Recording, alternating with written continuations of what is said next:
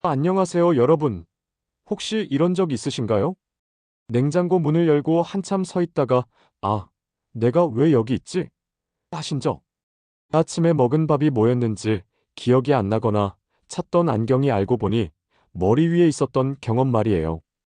혹은 지인의 이름이 목끝까지 올라왔는데 도저히 생각이 안 나서 그 사람이라고 둘러댄 적도 있으실 거예요.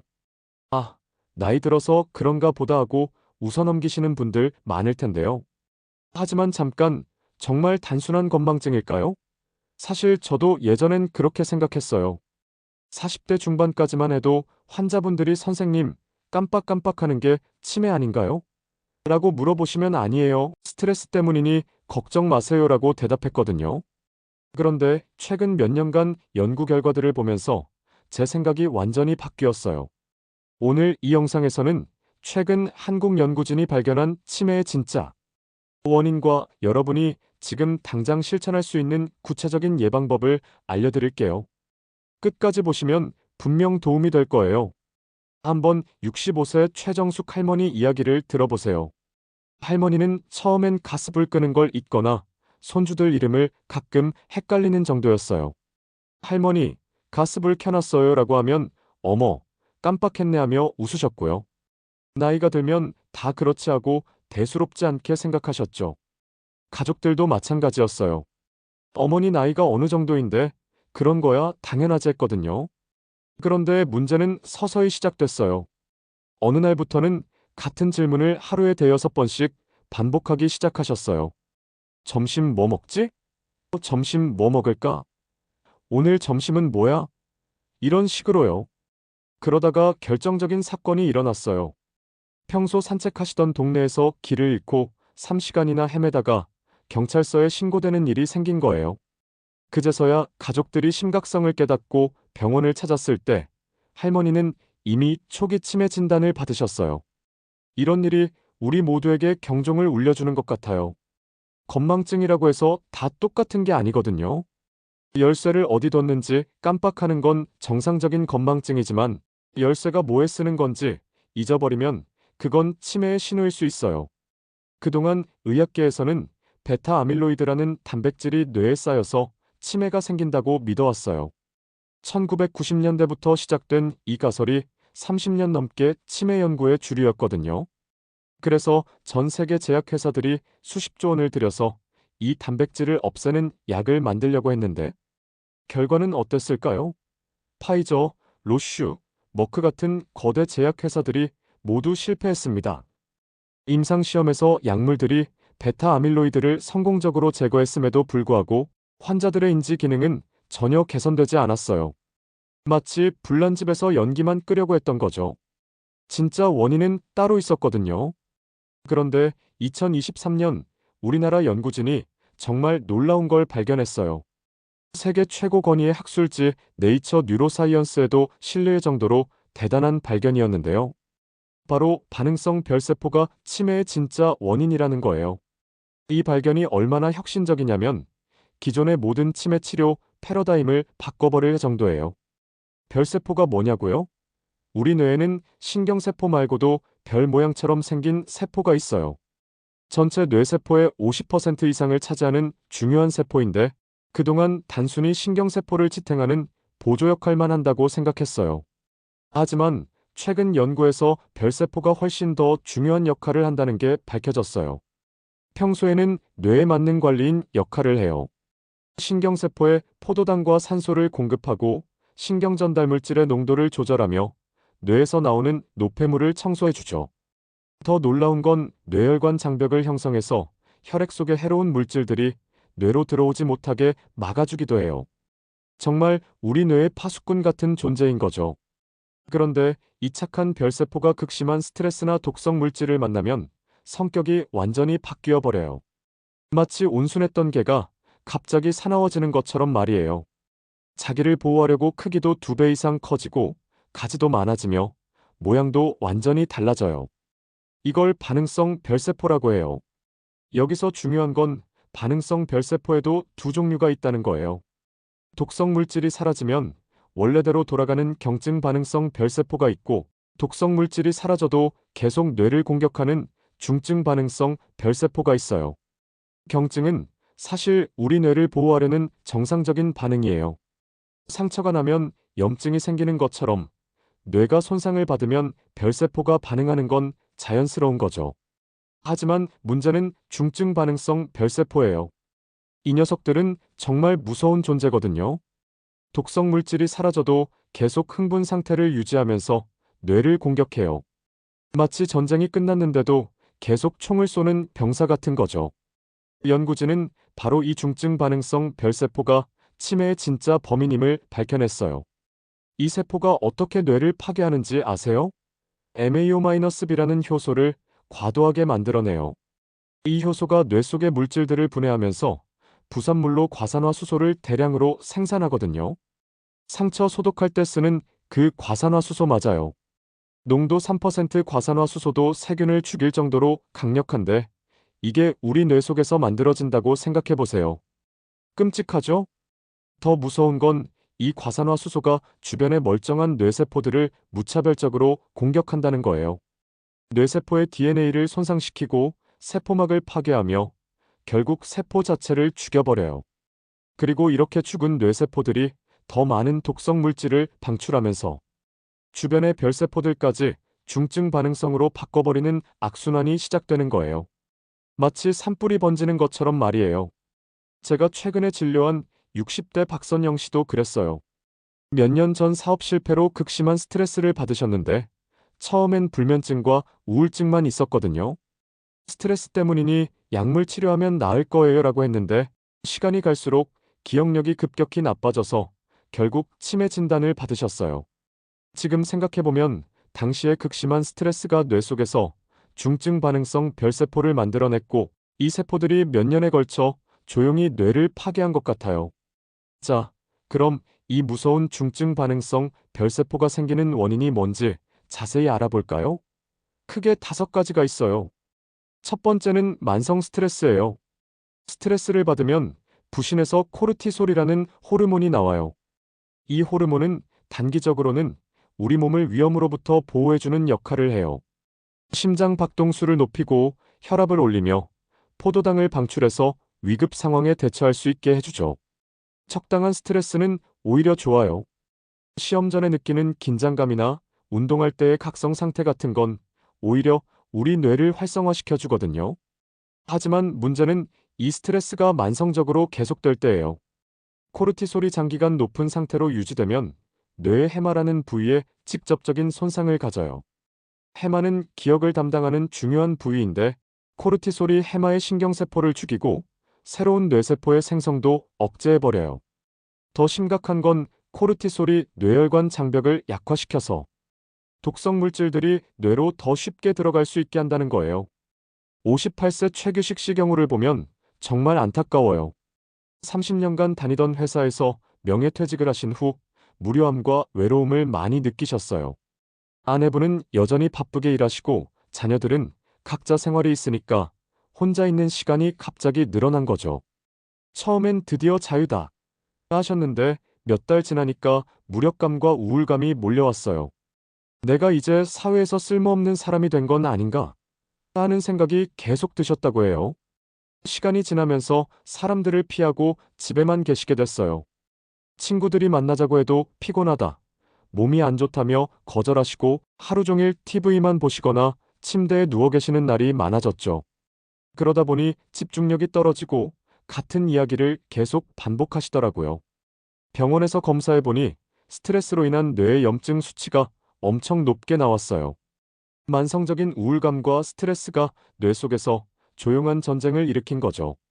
스트레스 관리를 위해서는 무엇보다 마음챙김 명상이 효과적이에요. 하루 10분만이라도 조용한 곳에 앉아서 들이쉬고 내쉬는 것에만 집중해보세요. 처음엔 잡념이 많이 들 텐데 그럴 때마다 다시 호흡으로 주의를 돌리면 돼요. 연구에 따르면 8주간 명상을 한 사람들의 뇌를 MRI로 찍어보니 스트레스를 담당하는 편도체의 크기가 줄어들고 학습과 기억을 담당하는 해마의 회백질 밀도가 증가했다고 해요. 그리고 무엇보다 충분한 수면이 중요해요. 잠자는 동안 우리 뇌에서는 정말 신기한 일이 일어나요. 글림파틱 시스템이라는 뇌의 청소 시스템이 작동해서 하루 동안 쌓인 독성 물질들을 깔끔하게 치워주거든요. 이때 뇌척수액이 뇌조직 사이로 들어가서 베타 아밀로이드나 타우 단백질 같은 노폐물을 씻어내는 거예요. 7-8시간 충분히 자지 않으면 이 청소 시스템이 제대로 작동하지 않아요. 두 번째 원인은 뇌 손상이에요. 교통사고나 낙상으로 인한 심각한 뇌 손상은 물론이고 가벼운 뇌진탕도 위험할 수 있어요. 많은 분들이 의식을 잃지 않으면 괜찮다고 생각하시는데 그렇지 않아요. 뇌는 두개골 안에서 물렁물렁한 젤리 같은 상태로 떠 있거든요. 머리에 충격이 가해지면 뇌가 두개골 안에서 흔들리면서 미세한 손상이 생길 수 있어요. 70세 김영자 할머니의 경우가 대표적이에요. 5년 전에 계단에서 발을 헛디뎌 넘어지면서 후두부를 바닥에 부딪혔어요. 응급실에서 CT를 찍어봐도 특별한 이상이 없어서 가벼운 뇌진탕이라는 진단을 받고 집에 가셨죠. 다행히 두통이나 어지럼증 같은 증상도 일주일 정도 지나니까 사라졌어요. 하지만 6개월 후부터 미묘한 변화가 시작됐어요. 평소 깔끔하던 할머니가 물건을 제자리에 두지 못하고 대화할 때 맥락을 자주 놓치시더라고요. 아까 뭐 하려고 했더라? 그게 뭐였지? 하시는 일이 부쩍 늘었죠. 가족들은 나이 들어서 그런가 보다 했는데 점점 심해져서 결국 병원을 찾았을 때는 이미 초기 치매였어요. 과거의 경미한 뇌 손상이 오랜 시간에 걸쳐 뇌 속에서 조용히 염증을 일으키고 중증 반응성 별세포를 만들어낸 것으로 추정돼요. 실제로 연구에 따르면 뇌진탕을 한 번이라도 경험한 사람은 그렇지 않은 사람에 비해 치매, 발병 위험이 1.5배 높다고 해요. 일상에서 뇌 손상을 예방하는 게 제일 중요해요. 특히 나이가 들수록 평형 감각이 떨어지고 반응 속도가 느려져서 낙상 위험이 높아지거든요. 집안의 문턱을 없애거나 낮추고 화장실이나 욕실같이 미끄러운 곳에는 반드시 미끄럼 방지 매트를 깔아주세요. 계단에는 손잡이를 설치하고 밤에 화장실 갈 때를 대비해서 야간 조명도 설치하는 게 좋아요. 외출할 때도 주의해야 해요. 자전거 타거나 등산할 때는 반드시 안전모를 착용하시고 겨울철에는 빙판길 조심해서 미끄럼 방지 신발을 신으세요. 음주 후에는 절대 자전거나 오토바이를 타지 마시고요. 세 번째는 바이러스 감염이에요. 최근 몇 년간 코로나19를 겪으면서 바이러스가 뇌에 미치는 영향에 대한 연구가 많이 나왔어요. 놀라운 건 바이러스가 직접 뇌를 침투하지 않아도 뇌에 손상을 줄 수 있다는 거예요. 우리 몸의 면역 시스템이 바이러스와 싸우면서 과도한 염증 반응을 일으키는데 이 염증성 물질들이 뇌혈관 장벽을 통과해서 뇌에 영향을 미치거든요. 60세 이종철 씨는 2년 전 코로나19에 감염되셨어요. 다행히 중증으로 진행되지는 않았지만 회복 후에 이상한 증상이 나타났어요. 소위 브레인 포그라고 하는 증상이었는데 머리가 항상 멍한 느낌이 들고 사고력이 현저히 느려지는 거예요. 책을 읽어도 내용이 머리에 들어오지 않고 간단한 계산도 예전보다 오래 걸리더라고요. 처음엔 코로나 후유증이겠지, 시간이 지나면 나아지겠지 생각하셨어요. 하지만 1년이 지나도 증상이 나아지지 않을 뿐만 아니라 오히려 기억력과 집중력 문제가 점점 심해졌어요. 회사에서 업무 효율이 떨어진다는 지적도 받으시고 가족들과 대화할 때도 맥락을 놓치는 일이 잦아졌죠. 결국 병원에서 정밀 검사를 받으니 뇌의 만성적인 염증 반응이 확인됐어요. 코로나 바이러스로 인해 과도하게 활성화된 면역 세포들이 뇌의 정상적인 기능을 계속 방해하고 있던 거죠. 더 심각한 건 이 염증이 별세포를 자극해서 중증 반응성 별세포로 변화시킬 가능성이 높다는 거예요. 바이러스 감염을 예방하는 게 최선이에요. 외출 후에는 반드시 손을 비누로 30초 이상 꼼꼼히 씻고 사람 많은 곳에서는 마스크를 착용해서 바이러스 노출을 최소화하세요. 특히 면역력이 떨어지는 겨울철이나 환절기에는 더욱 주의해야 해요. 그리고 평소 면역력을 높이는 것도 중요해요. 비타민C가 풍부한 귤, 오렌지, 키위 같은 과일을 챙겨 드시고 비타민 D 합성을 위해 햇볕을 적당히 쬐세요. 아연이 풍부한 굴, 쇠고기, 견과류도 면역력 증강에 도움이 돼요. 무엇보다 규칙적인 운동이 면역 시스템을 강화하는 가장 좋은 방법이에요. 네 번째는 독성 물질 노출이에요. 현대 사회에서는 완전히 피하기 어렵지만 최대한 노출을 줄이는 노력이 필요해요. 대기 중에 미세먼지, 자동차 배기가스, 공장에서 나오는 화학물질, 플라스틱에서 나오는 환경호르몬까지. 이런 물질들이 우리가 모르는 사이에 뇌 건강을 위협하고 있어요. 특히 미세먼지는 정말 무서워요. PM2.5라고 하는 초미세먼지는 크기가 2.5 마이크로미터 이하로 너무 작아서 폐포까지 침투한 다음 혈관을 통해 뇌까지 도달할 수 있거든요. 뇌혈관 장벽을 통과해서 직접 뇌조직에 염증을 일으키고 별세포를 자극해서 중증 반응성으로 바꿔버릴 수 있어요. 68세 정순이 할머니는 평생 서울 시내에서 사셨어요. 매연 좀 마시는 게 뭐 어때? 우리 때는 연탄 피우고도 살았는데 하시며 대수롭지 않게 생각하셨죠. 하지만 최근 몇 년간 미세먼지가 심해지면서 할머니에게 이상한 증상들이 나타나기 시작했어요. 기침이나 가래 같은 호흡기 증상과 함께 이유 없는 어지럼증과 두통을 자주 호소하시더라고요. 더 심각한 건 기억력과 집중력이 눈에 띄게 떨어진다는 거였어요. 평소 정정하시던 할머니가 갑자기 멍한 표정을 자주 지으시고 방금 전에 한 말을 다시 물어보시는 일이 늘어났어요. 병원에서 정밀 검사를 해보니 뇌에서 미세먼지나 중금 속에서 비롯된 미세한 염증 반응이 감지됐어요. 독성 물질 노출을 완전히 피할 수는 없지만 최대한 줄일 수는 있어요. 미세먼지 수치가 나쁨 이상일 때는 외출을 자제하고 꼭 나가야 한다면 KF94 이상의 마스크를 착용하세요. 실내에서는 공기청정기를 사용하고 환기는 미세먼지 수치가 낮을 때 하는 게 좋아요. 플라스틱 사용도 줄여야 해요. 뜨거운 음식을 플라스틱 용기에 담거나 전자레인지에 돌리면 비스페놀 같은 환경호르몬이 음식으로 이행될 수 있어요. 유리나 스테인리스 용기를 사용하시고 일회용 플라스틱 컵 대신 머그컵을 사용하세요. 다섯 번째는 산화 스트레스예요. 이건 조금 복잡한 개념인데 쉽게 설명하면 우리 몸이 녹쓰는 현상이라고 보시면 돼요.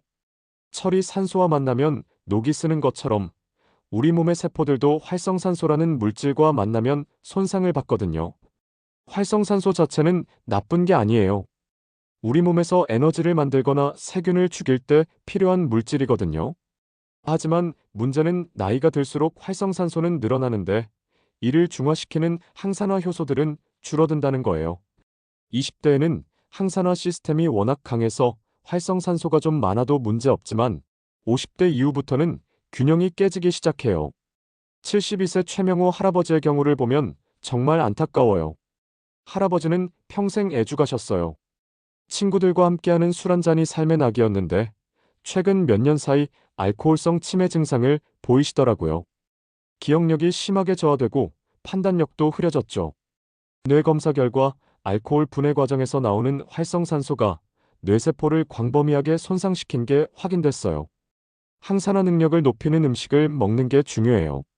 블루베리, 아몬드, 녹차, 강황 같은 건 강력한 항산화 물질을 함유해서 뇌세포를 보호하고 염증을 줄여줘요.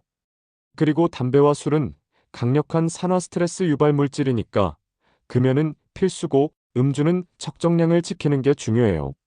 자, 이제 이론은 충분히 알아봤으니까 실전으로 들어가 볼게요. 지금 당장 시작할 수 있는 5가지 실천법을 알려드릴게요. 매일 10분씩 명상이나 깊은 호흡하기, 매주 5일은 30분 이상 빠르게 걷거나 땀이 날 정도로 유산소 운동하기 매일 7-8시간 충분히 숙면하기, 매일 호두 한 줌과 블루베리 한 컵 먹기, 그리고 오늘부터 금연과 절주 시작하기예요. 이런 것들을 실천하시면 스트레스 호르몬 수치가 낮아지고 뇌의 염증이 줄어들면서 별세포가 정상적인 기능을 회복하게 돼요. 마치 잔잔한 호수처럼 평온한 뇌 환경이 조성되어서 기억력과 집중력이 향상되는 걸 경험할 수 있을 거예요. 여러분, 정말 중요한 얘기 하나 해드릴게요. 치매는 더 이상 걸릴 수도 있는 병이 아니에요. 우리가 예방할 수 있는 병이라는 걸 꼭 기억해 주세요. 오늘부터 이 작은 실천들을 시작하면 여러분의 뇌는 활기를 되찾고 기억력은 다시 또렷해질 거예요. 사랑하는 가족들의 얼굴을 평생 기억하고 손주들과 즐겁게 이야기 나누는 행복한 미래를 그려보세요. 에머슨이 이런 말을 했어요. 건강은 제일의 재산이다.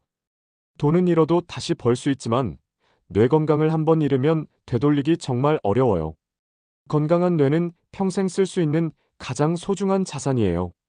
오늘 배운 내용을 여러분의 삶에 적용해서 이 소중한 자산을 지켜내시길 바라요. 이 영상이 도움되셨다면 구독과 좋아요 부탁드려요. 건강은 실천입니다. 오늘부터 시작해보세요.